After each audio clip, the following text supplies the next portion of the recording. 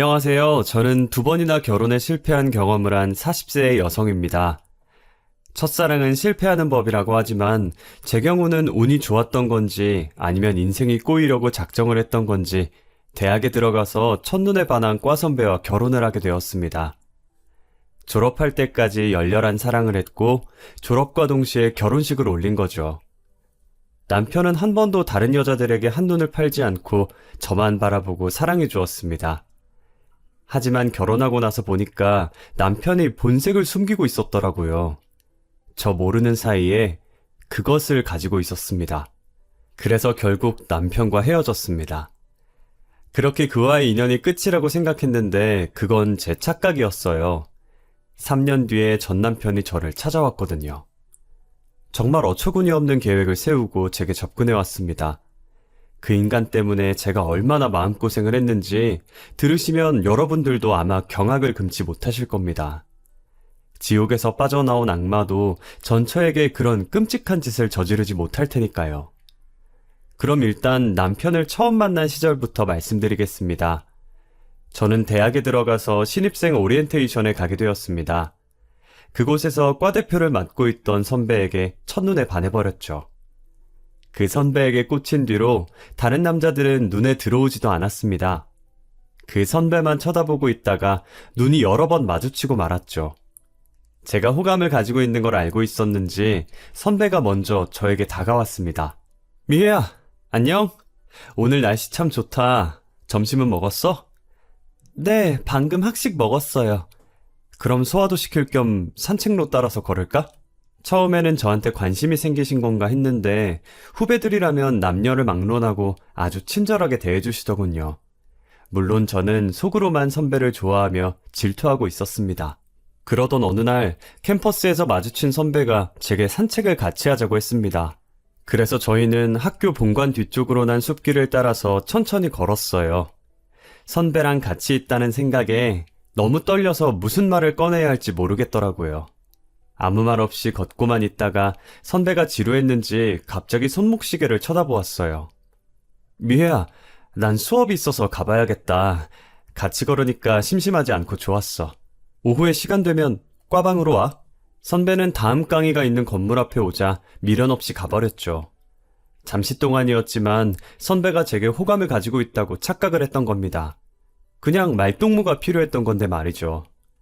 그 후에도 거의 매일 선배와 마주쳤지만 선뜻 다가가지 못하고 망설이고 있었습니다. 그런데 선배와 가까워지는 결정적인 순간이 찾아왔습니다. 여름방학을 앞두고 진행된 과 행사 뒤풀이 술자리에서 선배와 저, 그리고 저희 과에서 주당으로 통하는 언니만 남게 되었거든요. 그날은 평소와 다르게 선배가 1차만 마시고 끝내자고 했습니다. 자, 오늘은 이 정도로 끝내도록 하자. 이제 늦었으니까 다들 집에 가야지. 과 대표인 선배가 자리를 마치려고 하자 주당으로 유명한 진상 언니가 발끈하더군요. 뭐? 이제 시작인데 벌써 간다고? 분위기 흐트리지 말고 그냥 있어. 우리 이쁜 후배들 12시도 안 됐는데 벌써 갈 건 아니지? 술 기운이 오른 언니가 자리에서 일어서는 선후배들을 붙잡고 2차를 가자고 매달렸어요. 하지만 그 언니의 고약한 술버릇을 알고 있어서 모두 다 피하기 바빠 보였죠. 언니는 맨정신일 때는 세상 착하고 얌전한 여자였지만 술이 들어가면 확 달라져서 말이 많아졌거든요. 게다가 자기 기분에 조금만 거슬려도 욕을 하며 행패를 부리는 주사를 가지고 있었어요. 아, 그래. 전부 가라고 해. 난 우리 미혜랑 성우만 있으면 돼. 언니가 술집 앞에 서 있던 저와 선배 사이로 들어와 도망가지 못하게 팔짱을 껴버렸어요. 그리고 다른 술집으로 끌고 들어가 버렸죠. 저와 선배는 난처했지만 이미 취해버린 언니를 감당할 수 없었습니다. 몰래 도망갔다가는 그 언니가 술집에 들어누울 게 분명했거든요. 떨떠름한 표정으로 일단 셋이서 2차를 시작하긴 했습니다. 그런데 역시나 일이 터지고 말았죠. 마구 떠들면서 술을 마시던 언니가 옆자리 학생들과 시비가 붙어버렸습니다. 저기 테이블 왜 이렇게 시끄러워? 이 식당 전세 냈어요? 조용히 좀 해요! 술 기운이 올라 목소리가 커진 언니를 못마땅하게 쳐다보던 옆자리 학생 중 하나가 조용히 하라고 소리를 지르더라고요. 술이 만땅 취했는데 여기서 가만히 있을 언니가 아니었죠.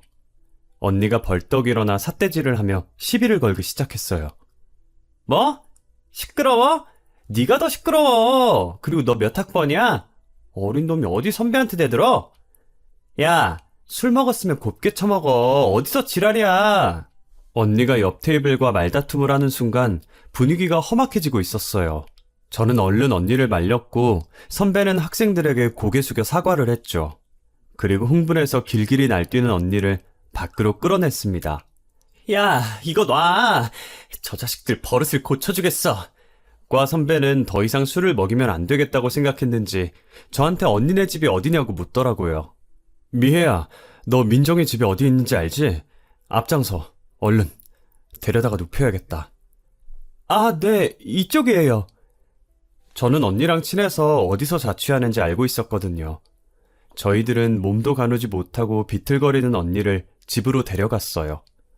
언니를 집에 눕히고 나오니 벌써 새벽 1시가 넘었더군요. 당연히 그 시간엔 버스도 다니지 않았고 더군다나 언니가 살고 있는 곳은 골목 안쪽 후미진 곳이라 택시도 잘 다니지 않았어요. 솔직히 학생이라 택시비도 없어서 집에 가기에는 부담스러운 시간이었죠. 이걸 어쩌나 고민하고 있는데 선배와 같이 있고 싶기도 해서 조심스럽게 제안을 하나 했어요. 선배, 그냥 여기서 자고 갈래요? 뭐? 그래도 돼? 언니 집에서 자주 잔 적이 있어서 괜찮을 거예요. 언니가 자고 가라고 해서 어쩔 수 없이 잤다고 하면 돼요. 선배가 안 된다고 말할까봐 얼른 북박이장에서 이불을 꺼냈어요. 제가 재빠르게 이불을 펼쳐서 선배한테 씻고 오라고 했죠. 선배도 싫은 눈치는 아니었어요. 알겠다면서 욕실에 들어가서 졸졸졸 물소리를 내는데 뭔가 기분이 야릇해지더라고요. 미쳤나봐. 괜히 자고 가자고 했나?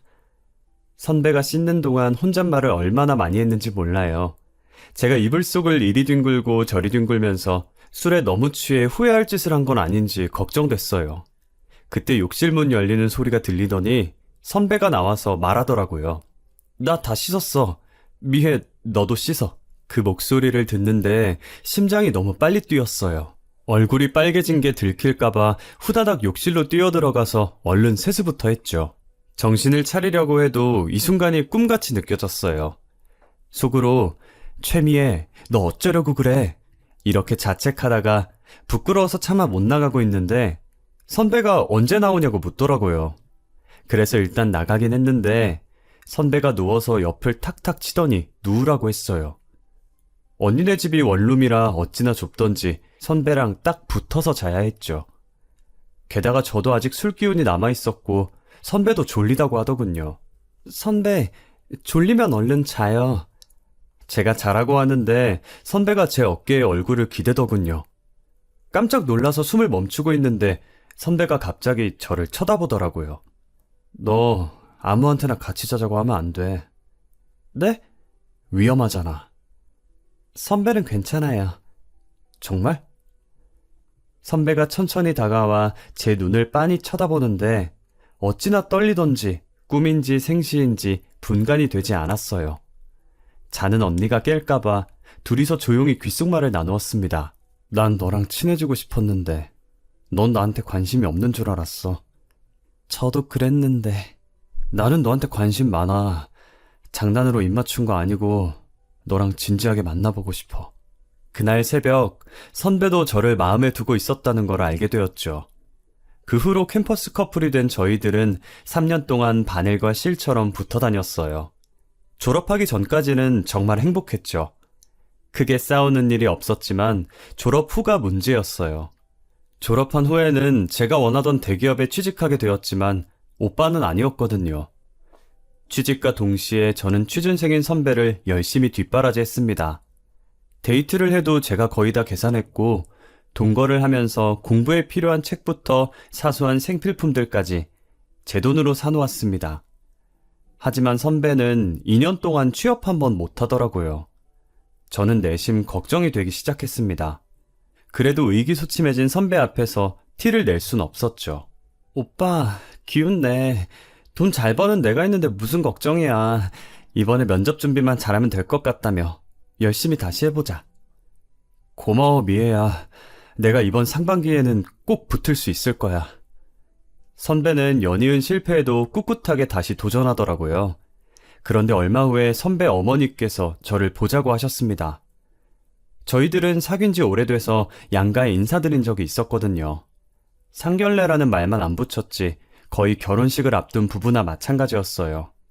그런데 시어머니께서 갑자기 결혼 이야기를 꺼내니까 당황스럽더라고요. 니들 말이다. 일단 결혼식부터 올리는 게 좋겠다. 시어머니께서도 불안하셨나 봐요. 선배가 계속 백수로 남을까봐 대기업에 다니는 저를 붙잡으려고 하셨어요. 아가, 아들은 아직 직장을 못 잡았지만 일단 너라도 좋은 자리 잡았으니까 얼른 결혼식 올리는 게 낫지 않겠니? 저도 그러고 싶지만 결혼은 오빠 직장 잡은 다음에 하기로 했어요. 요즘 제대로 된 직장 구하기가 하늘의 별 따기라고 하더라. 지금까지 몇 년을 미뤘는데 마냥 미루기만 해서는 안 될 일이야. 일단 식 올리고 같이 살아. 성우가 자리 잡을 때까지는 내가 생활비를 대주마. 시어머니는 더는 못 기다리니까 생활비 걱정은 하지 말라고 식을 올리라고 하셨어요. 친정 엄마까지 나서서 동거만 하고 있을 게 아니라 얼른 결혼식을 올리자고 하셨죠. 사부인 말씀이 맞다. 옆집 민수네는 면접만 11번 봤는데 결국 대기업 붙어서 연봉 5천은 받고 있다더라. 성우 이번에 아쉽게 떨어졌다며? 엄마가 봐도 내년에는 붙을 것 같더라. 친정엄마는 성우 씨를 엄청난 천재로 알고 있었어요. 시어머니랑 거의 친구처럼 붙어 다니면서 아들 칭찬을 엄청 들었는지 그런 남자 없다면서 꽉 잡으라고 하셨거든요. 저희 엄마가 팔랑귀이긴 하지만 갑자기 이렇게 결혼을 허락하실 줄은 몰랐어요. 당연히 저는 전화기를 붙들고 친정엄마한테 왜 그러냐고 하소연했죠. 엄마, 갑자기 이렇게 결혼하라고? 이렇게 빨리 할 필요는 없잖아. 딸이 아직 직장도 못 구한 남자한테 시집가라는 게 엄마가 할 소리야? 그러니까 옆에서 전화통화를 듣고 있던 남편이 정색을 하며 반응하는 거 있죠. 내가 그렇게 못 믿어? 나 이번엔 꼭 붙는다고. 너까지 그러니까 진짜 자존감 뚝뚝 떨어지네. 아니, 그게 아니라. 제가 끝까지 대답을 못하니까 선배도 기분 나빠하더라고요. 그 뒤로 저한테 믿음을 줘야 하는데 취직도 못해서 자존감이 낮아진다, 기분이 나쁘다 이런 식으로 저를 괴롭혔어요. 제가 아니라고 해도 뭐만 하면 자기가 하는 일 없고 능력이 없어서 그러냐고 묻는데 너무 힘들더라고요. 그러다가 헤어지자는 말까지 듣게 되었어요. 우리 이렇게 애매하게 있을 게 아닌 것 같아. 잠시 동안 따로 지내자. 아니다. 따로 지낼 게 아니라 우리 그냥 헤어지자. 뭐? 갑자기 왜 그래? 네가 요즘 날 피한다는 기분이 들어. 결혼 이야기만 꺼내면 기분 나빠하고. 내가 2년 넘게 백수로 지내면서 너한테 능력 없는 모습 보이는 것도 자존심 상하고. 넌 좋은 직장 구했으니까 너 혼자 살아. 기분 나빠한 게 아니야. 나는 오빠가 자리 잡은 다음에 결혼하자고 했으면 좋겠어서. 그니까 나는 너랑 평생 결혼 못할 것 같아서 그래. 내가 너무 욕심부렸어. 내 주제에 무슨 대기업을 가겠다고. 취직을 오랫동안 못해서 우울증이 찾아온 것 같더라고요. 연이은 면접 낙방에 저의 결혼 거절까지. 무너져가는 모습에 마음이 약해져서 결국 결혼하자고 했습니다. 어차피 결혼할 마음이었고 오빠에게 든든한 보금자리를 내어주고 싶었거든요. 결혼 후에는 아내로서 내조도 해주고 외조도 해주며 마음이 병들어간 오빠를 케어해주려고 했습니다. 게다가 오빠가 취업을 할 때까지 시어머니께서 생활비를 지원해준다고 했으니까요. 오히려 지금 상황보다는 나을 것 같았습니다. 그런데 결혼 후 3개월 정도 지원을 받았을 때였을까요? 시어머니께서 갑자기 어이없는 말을 꺼내셨습니다. 이번에 연봉 올랐다며? 이제 생활비는 안 줘도 되겠지? 네? 제가 돈을 벌기는 하지만 앞으로 저희 미래 생각하면 돈을 모아야 해서요. 어머님도 오빠 취업할 때까지 계속 도와주기로 하셨잖아요. 그렇기는 하다만 둘 다 백수라면 모를까. 너 혼자 벌어도 충분히 생활이 되는데 굳이 나까지 나서서 도와줄 필요는 없는 것 같다. 시어머니는 제가 경제적인 능력이 있다는 걸 내세우면서 마음대로 생활비를 끊었습니다. 물론 당장 생활비는 있지만 지금 살고 있는 곳을 전세로 바꾼 후에 돈을 모아 차차 내 집을 마련할 생각이었거든요. 그런데 그럴 여유가 없어져 버렸죠. 하지만 시어머니께 왜 일방적으로 약속을 어기냐고 따질 수도 없었어요. 남편한테 생활비가 끊겼다고 말할 수밖에 없었죠. 여보, 어머님이 앞으로 생활비 지원 안 해주시겠대. 그래, 뭐 할 수 없지. 남편은 마치 남의 일처럼 대수롭지 않게 굴더군요. 그래서 순간 열이 받아 남편이 싫어할 만한 말들을 내뱉고 말았어요. 당신이 취업해서 자리 잡을 때까지 애 안 가질 테니까 그렇게 알고 있어. 내가 언제 취직할 줄 알고? 애를 보고 싶으면 서둘러서 취업하면 되잖아. 저는 애를 미끼로 남편에게 취업을 하라고 재촉했어요. 하지만 시간이 갈수록 남편 태도가 이상해졌습니다. 취직 준비는 하지도 않고 날마다 친구들과 어울려 술을 마시거나 당구장이나 PC방을 들락거리더라고요. 3년을 백수로 지내면서 한가한 생활이 몸에 익어버린 것입니다. 당장 알바라도 하라고 잔소리를 했지만 남편은 저만 믿고 탱자탱자 놀기만 하더군요. 그래서 결국 남편과 자주 말다툼을 하게 되었습니다. 당신 요즘 왜 이래? 매일 친구들하고 어울려서 술이나 마시고 PC방에서 게임이나 하면서 노닥거리는 거 다 알아. 공부해서 제대로 된 회사에 들어갈 생각을 하란 말이야. 당신 취업 준비하고 있기는 해? 내가 알아서 할 거니까 잔소리 좀 그만해. 매일 놀고 있는 꼴만 보는데 내가 잔소리를 안 하게 생겼어? 친구들 만나서 취업 정보 얻으려고 그러는 거야. 아무것도 모르면서 바가지 긁지 마. 한 번만 더 스트레스 주면 집 나가버릴 테니까 그렇게 알고 있어. 남편과 심하게 말다툼을 한 날이면 어김없이 시어머니가 저를 불렀습니다. 제가 자기를 무시한다고 남편의 시어머니에게 고자질을 했던 거죠. 돈 좀 번다고 유세를 떨어도 분수가 있지. 남편을 이렇게 무시하는 법이 어디 있니? 마누라가 가장을 깔보고 업신여기니 집안 꼴이 제대로 될 리가 있나. 시어머니는 언제나 남편 말만 들었고 제가 말을 하면 귀를 닫고 듣지를 않았습니다. 억울하고 분했지만 참을 수밖에 없었어요. 그러다 남편이 저 몰래 대출을 받아서 주식에 투자를 했다가 완전히 깡통을 찼다는 걸 알게 되었습니다. 친구가 주식에 투자했다가 한 달 만에 엄청난 수익을 올렸다는 말을 듣고 남편이 욕심이 생겨서 신용카드로 1천만 원을 대출받았던 거죠. 그 친구에게 추천받은 종목에 올인했는데 몇 개월 만에 계좌가 깡통이 되어버리는 어이없는 일이 벌어졌습니다. 마음 같아서는 소리라도 지르고 싶었지만 남편이 처음으로 깡소주를 마시며 울고 있더군요.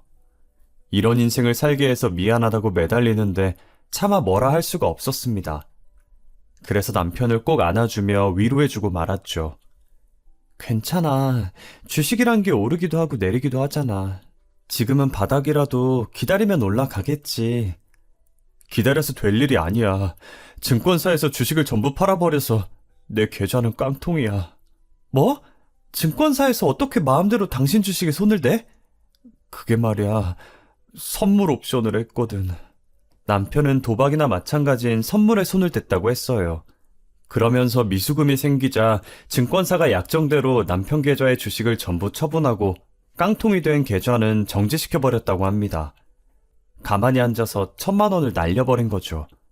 그제야 저는 참아왔던 분노를 터뜨리고 말았습니다. 지금 뭐 하자는 거야? 하루는 취업 준비는 안 하고 주식으로 돈을 날려? 무슨 생각으로 사는 건데? 나는 잘해보려고 그랬던 거라고. 당신한테 눈치도 보여서 대박 한번 쳐보려고. 뭐, 대박? 그러다가 도박도 하겠다? 당신 이제부터 그 회사 지원하지 마. 대기업만 고집하니까 실패하는 거야. 중소기업이라도 우선 들어가라고. 나도 다 알아봤어. 웬만한 중소기업은 경력직을 원하지. 나 같은 초짜는 이력서도 안 받아줘. 나도 답답해서 미치겠다고. 남편이 너라도 내 편 들어줘야 하는 거 아니냐고 우는데 분노에 찬 마음이 점점 진정되더라고요. 얼마나 힘들었으면 남들 성공했다는 말을 듣고 했을까. 안쓰러운 마음도 들었습니다. 어차피 화내봤자 1,000만 원이 돌아오는 것도 아니니까 겨우 이성을 붙잡고 남편을 다독였어요. 여보, 다음부터 안 그러면 돼. 1,000만 원은 수업비 냈다고 생각하자. 어차피 당신 탓해봤자 1,000만 원이 돌아오는 것도 아니고 우리 둘 다 없는 일이라고 생각하게. 응? 그러니까 그만 울어. 고마워 여보. 내가 잠깐 제정신이 아니었어. 이제부터는 정말 죽을 각오로 준비할 거야. 만약 이번에도 실패하면 당신 시키는 대로 할게. 남편은 마지막 기회라고 생각했는지 열심히 준비했지만 결과는 실패였어요. 이제야 눈앞에 처해진 현실이 보였는지 닥치는 대로 일을 해보겠다고 하더라고요. 이젠 안 되겠어. 취업은 포기하고 막노동이라도 알아봐야겠어. 그래, 잘 생각했어. 얼마가 됐든 간에 당신한테 맞는 일자리 찾아보자. 남편은 선배 소개로 물류센터에서 창고 관리하는 일을 하게 되었어요. 그런데 몇 달이 지나도 남편이 월급을 가지고 오지 않는 겁니다. 여보, 당신 월급 안 받았어? 왜 몇 달이 지나도 들어오는 돈이 없지? 당연히 받았지. 근데 내가 쓸 데가 좀 있어서. 제가 생활비를 달라고 하자 남편은 쓸 데가 있다는 핑계를 대면서 5개월 넘게 생활비를 주지 않았어요. 그러다가 남편이 저를 속이고 있다는 사실을 알게 되었죠. 우연히 보게 된 남편의 휴대폰에서 충격적인 메시지를 발견하게 되었습니다. 남편이 은행에서 5천만 원이 넘는 빚을 지고 있었거든요. 그래서 남편이 안방으로 들어오자마자 핸드폰을 보여주면서 말했습니다. 여보, 속일 생각하지 말고 사실대로 말해. 대출을 왜 받은 거야? 설마 또 주식에 손댔어? 그런 거 아니야. 친구놈이 하도 사정해서 명의를 빌려줬어. 뭐? 명의를 빌려줘? 남편이 그동안 숨기고 있었던 사실을 전부 다 털어놓더군요. 사업을 하던 친구가 자금 사정이 어렵다면서 대출을 받을 수 있도록 한 번만 도와달라고 사정을 했다고 합니다. 무릎 꿇고 눈물까지 흘리길래 어쩔 수 없이 명의를 빌려줬다는데 정말 어이가 없었죠. 그런데 얼마 후에 그 친구가 폐업 신고를 하고 사업을 정리했다는 걸 알게 되었다고 합니다. 남편은 친구에게 연락을 했지만 연락이 되지 않아서 저한테 쭉 숨기고 있었다고 해요. 은행에서는 폐업을 했기 때문에 대출금을 당장 내놓으라고 재촉을 하고 있어 생활비도 주지 못했다고 하네요. 매달 월급 털어넣으면서 맞고 있었는데 이제 한꺼번에 갚으라고 난리를 치니까 뭘 어떻게 해야 할지 모르겠어서 정말 미안해 여보. 남편은 풀이 죽어 기어들어가는 목소리로 미안하다고만 했어요. 월급을 압류당하고 신용불량자가 되지 않으려면 다음 달까지 5천을 맞춰야 한다고 하더군요. 5천만 원이라니 아무리 머리를 굴리며 생각해봐도 방법이 없어서 직장 생활을 시작하면서 넣어두고 있었던 적금을 깼습니다. 거기에다 모아둔 돈을 보태서 남편이 저지른 사고를 뒷수습했어요. 정말 이혼하자고 말하고 싶은 심정이었습니다. 그 후에 제가 눈에 띄게 냉랭해지니까 남편이 불안해졌나 봅니다. 갑자기 애를 갖자고 하더군요. 하지만 저는 남편을 생각 없이 행동하는 점과 쥐꼬리 같은 월급을 믿고 덜컥 애를 가질 수 없었습니다. 빚 갚은 지 얼마나 됐다고 애야. 당신 자리 잡으면 갖자고 했잖아. 당신 연봉이 제법 높잖아. 그러니까 애부터 만들자. 엄마도 손자 기다리고 있어. 당신이 제대로 된 직장 가질 때까지는 애는 절대 안 돼. 애 만들고 싶으면 비정규직에서 벗어나. 남편이 시작한 창고 관리 일도 비정규직이었거든요. 제가 임시방편으로 들어간 일자리 아니냐고 몇 번이나 물었지만 남편은 이제 안정적인 직장을 잡을 생각도 하지 않았어요. 한 달에 180만 원이 안 되는 돈을 쥐어주고는 모든 걸 알아서 하라는 식이었죠. 그래서 번듯한 회사에 들어가기 전까지 절대 애는 가지지 않을 거라고 못을 박았던 거예요. 그때부터 남편 그리고 시댁과 저의 사이는 돌이킬 수 없을 정도로 멀어졌어요. 시어머니는 일부러 애를 가지지 않는 저를 벌레 쳐다보듯이 했습니다. 네 나이 33이야. 지금 애를 가져도 노산인데 대체 언제까지 미룰 작정이냐? 나도 참을 만큼 참았다. 올해 안으로 애를 가지든지 아니면 이혼하고 갈라서. 마침내 시어머니가 제게 최후 통첩을 날리더군요. 괜히 겁을 주려고 하는 말이라는 게 느껴져서 정말 기분 나빴죠. 그것보다 시어머니가 뻔뻔하게 나오는데도 남편이 말없이 동조하고 있는 게 더 어이없었습니다. 아무리 생각해봐도 남편이랑 결혼 생활을 이어나가야 하나 싶더군요. 남편은 언제 잘릴지 모르는 불안한 직장 생활을 하면서도 금전적인 문제는 모두 제게 의존하려고 했거든요. 거기에 시어머니는 어떤 문제가 생겨도 남편 편만 들었습니다. 5천만 원의 빚이 생겨도 시모가 빨리 갚으라고 독촉한 것도 생각나고 남편의 무능력함이 지긋지긋해져서 결국 5년 만에 합의 이혼을 하게 되었습니다. 요즘 한 달이 건너면 돌싱들이 판을 치는 세상이라 이혼이 별스러운 일은 아니었지만 한동안은 적응이 되지 않았습니다. 가슴에 구멍이라도 뻥 뚫린 것처럼 허전했고 일이 손에 잡히지 않았죠. 그래도 뜻밖의 행운이 찾아와 이혼의 후유증을 극복하게 되었습니다. 주식 투자를 하시면서 10년 동안 한 종목을 꾸준히 사들인 아버지가 초대박을 터뜨린 겁니다. 아버지가 투자한 회사는 별 볼 일 없는 삼류제약회사였거든요. 주위 사람들이 왜 그런 허접한 회사에 투자를 하냐고 말렸지만 아버지 생각은 달랐어요. 인기 있는 종목은 워낙 비싸잖아. 이 회사는 싸니까 많이 가지고 있어도 부담이 없어. 아버지는 돈이 생길 때마다 그 종목을 사모으셨고 딱 10년 만에 그 회사가 신약 개발에 성공한 것입니다. 그래서 주가가 2달 만에 15배나 올라버렸죠. 아버지는 이런 일이 생길 줄 몰랐는지 조용히 저를 부르시더니 저만 알고 있으라고 하셨습니다. 그리고 주식으로 낸 수익을 제게 주셨어요. 무려 5억이나 주신 거죠. 내가 이 나이에 돈 쓸 데가 어디 있겠냐. 네가 가지고 있다가 욕이 나게 쓰거라. 저 역시 급하게 돈 쓸 일이 없었기 때문에 통장에 묻어놓고만 있었습니다. 아버지의 주식 성공으로 제가 횡재를 했다는 소문이 돌면서 접근해오는 남자들이 제법 있었어요. 모두 말은 하지 않았지만 제 돈에 눈독을 들이고 있는 게 느껴져서 그런 속물 같은 남자들과는 만나지 않았습니다. 그래서 늘 직장과 집만 오가면서 다람쥐 쳇바퀴 도는 생활을 2년 넘게 하다가 재미 붙일 만한 취미 생활을 찾게 되었어요. 인터넷에서 자전거 동호회를 접하게 되었거든요. 자전거 동호회 후기도 보고 메신저로 동호회 사람들이랑 이야기도 해보니 너무 즐거워 보였습니다. 어렸을 때 친구들이랑 자전거를 타며 내기를 했던 날들이 생각나서 기분이 설렜죠. 이거라면 어렸을 때처럼 추억도 쌓고 기분 전환도 될 것 같아서 고민하지 않고 산악자전거를 하나 구입했습니다. 그 길로 동호회에 가입해서 활동을 시작했는데 동호회에서 만난 회원들이 하나같이 좋은 분들이었어요.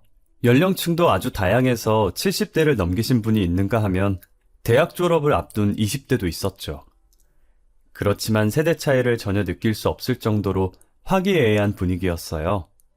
전에는 외롭고 무료하게 보내야 하는 주말이 싫었는데 이제는 어서 주말이 와서 회원들과 같이 하이킹을 가고 싶은 마음뿐이었어요.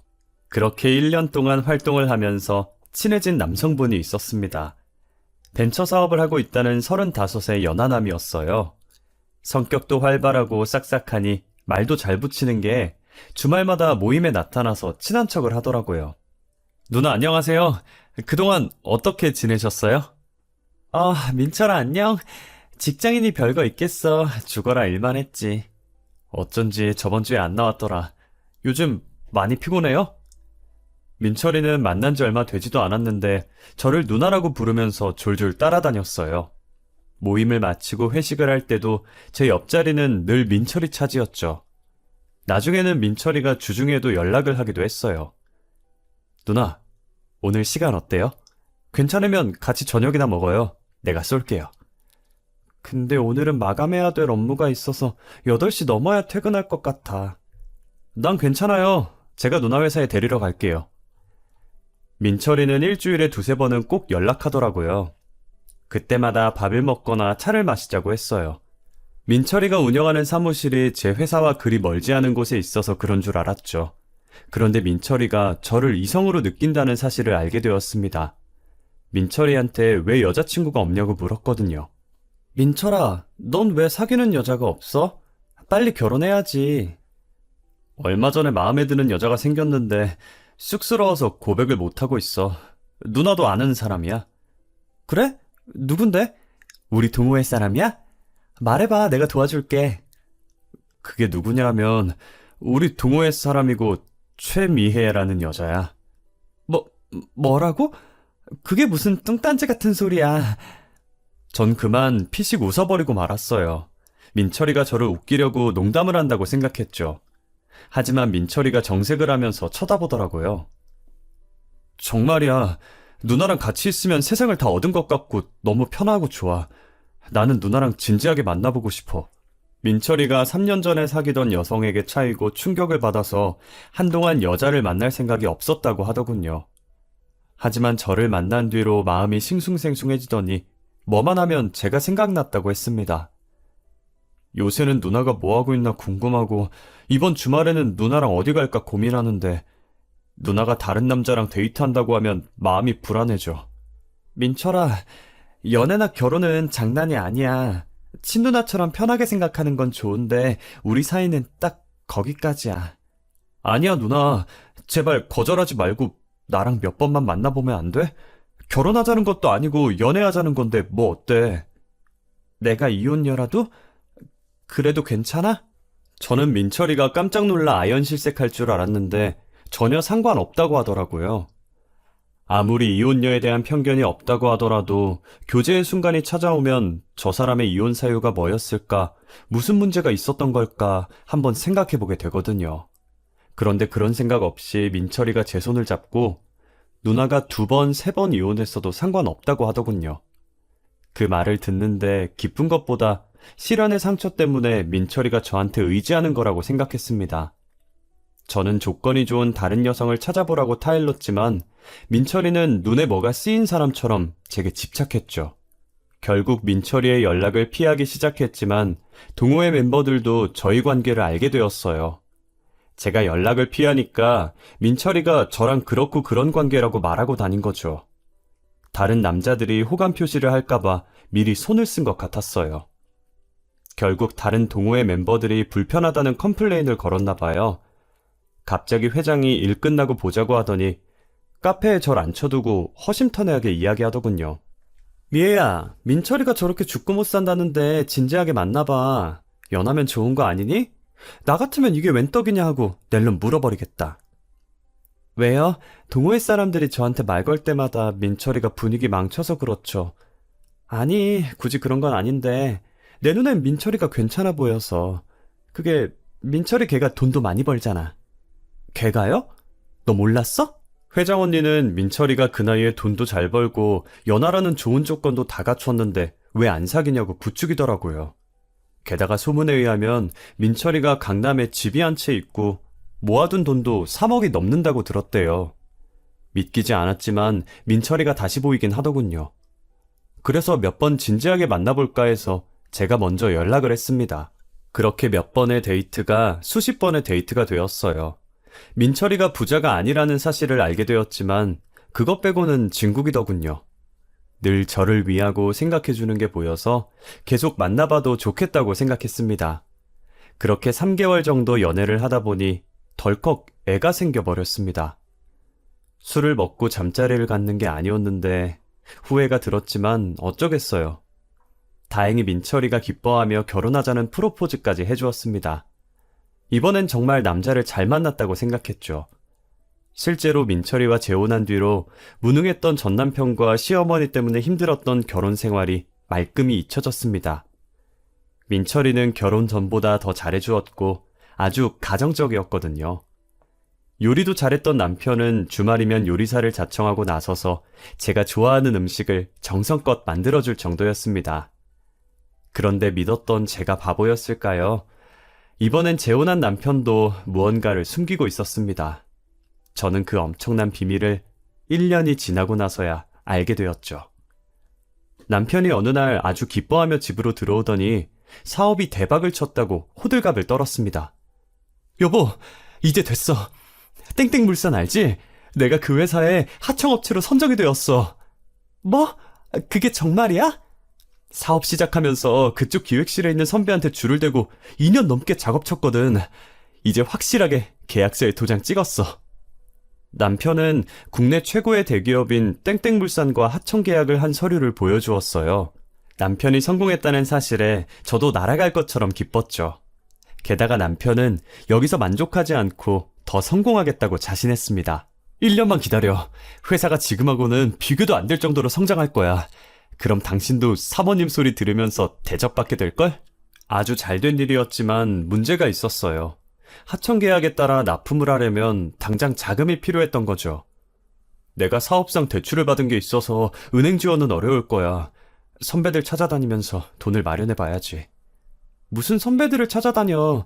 내가 가진 돈 빌려줄 테니까 나중에 갚아. 얼마나 줄 수 있는데? 한 5억 정도면 될까? 그 정도면 착수금으로는 충분할 거야. 여보, 정말 고마워. 당신이 나를 살렸어. 저는 남편을 믿고 전 재산이나 다름없는 5억을 줬습니다. 아버지가 주식으로 대박을 친 그 5억을요. 다른 사람도 아니고 우리 남편이라서 빌려준 건데 며칠 후에 남편의 전화통화를 우연히 듣고 큰 배신감을 느끼고 말았습니다. 밤에 잠을 자다가 화장실을 가려고 일어났는데 남편이 옆에 없더군요. 그래서 저는 화장실을 갔다고 생각했는데 아니었어요. 베란다 쪽에서 남편 목소리가 들렸거든요. 거기에 들려서는 안 되는 남자의 목소리까지 들리고 있었습니다. 3년이 넘게 지났지만 결코 잊을 수 없는 전 남편의 목소리였죠. 민철이가 서류를 보며 무언가를 메모하고 있느라 스피커폰으로 전화를 받고 있었습니다. 전 남편은 다급했는지 목소리가 아주 커서 무슨 말을 하는지 전부 다 들리고 있었죠. 야, 언제까지 꾸물거릴 거야? 돈은 뽑아냈으니 빨리 튀어야지. 알고 있어, 형. 서두르지 말고 조금만 더 기다려. 우리가 아예 튀는 것도 아니잖아. 일단 3억 다시 모아서 누나한테 돌려주면 누나도 용서해 줄 거야. 야, 네가 3억을 어떻게 모으냐? 이러다가 그년이 네가 사업 말아먹고 돈 한 푼 없는 알거지란 거 알면 우린 싹 다 망한다고. 민철이가 전 남편과 무슨 전화통화를 하는 거지? 처음에는 믿을 수 없어서 머릿속이 새하얘졌습니다. 하지만 아무리 전화통화를 엿들어도 둘은 분명히 아는 사이였습니다. 저는 은밀하게 둘의 관계와 남편이 하고 있는 사업에 대해 훔쳐듣다가 경악하고 말았습니다. 알고 보니 둘은 고등학교 선후배 사이였고 연하 남편이 하던 사업은 결혼 전에 이미 망해서 3억이 넘는 빚을 지고 있었죠. 그래놓고 저한테는 출근하는 척 PC방과 당구장을 오가던 민철이를 전 남편이 발견한 거죠. 저와 이혼한 뒤로 전 남편은 창고 관리 일을 그만두고 백수로 지내고 있었습니다. 돈이 필요했던 전 남편이 저를 만나 다시 합치자고 꼬드기려다가 사업 망하고 신선 노름하고 있던 민철이를 꼬드겨 제 돈을 빼앗으려 했던 거죠. 그리고 민철이는 바보같이 전 남편의 꼬임에 넘어가서 제가 준 돈을 가로채려고 했습니다. 저는 이 전화통화를 듣고 일단 모른 척 잠자리에 들었어요. 그러자 다음날 민철이가 지방 출장 자리가 잡혔다며 저에게 외박 통보를 날렸습니다. 여보, 대전으로 일주일 정도 출장 갔다 와야 돼. 갑자기 잡힌 스케줄이라 나도 정신없는데 얼른 다녀와도 괜찮은 거지? 그 말을 듣는 순간 도망치는 거구나 싶었습니다. 그래서 저는 아무 말 없이 출장을 핑계로 짐을 싸고 있는 남편을 쳐다보고 있었죠. 물론 남편을 보낸 다음 곧바로 경찰에 신고했습니다. 제 예상대로 민철이는 인천국제공항으로 향하고 있었고 그곳에는 전 남편이 기다리고 있었다고 해요. 두 놈은 한국 땅을 벗어나기 전에 경찰에 잡혀서 문서 위조와 사기죄로 쇠고랑을 차는 신세가 되었죠. 다행히 민철이가 가져간 돈은 아직 쓰지 않아서 온전히 돌려받을 수 있었습니다. 지금은 저는 이제 막 1살이 된 아이와 함께 현 남편과 전 남편의 법정 공방을 펼치고 있습니다. 한때 남편이었던 사람들을 법원에서 보게 되니까 인생이 더덥고 쓸쓸하다는 생각이 드네요. 세상에 돈을 싫어하는 사람은 없을 거예요. 하지만 돈에 미쳐 돈의 노예가 되어서 인간 이하의 더러운 짓을 저지르는 일만은 없어야 한다고 생각합니다. 그러니 여러분들도 눈앞의 이익만 생각하지 마시고 현명하게 살아가시길 바랍니다. 제 사연 들어주셔서 감사합니다.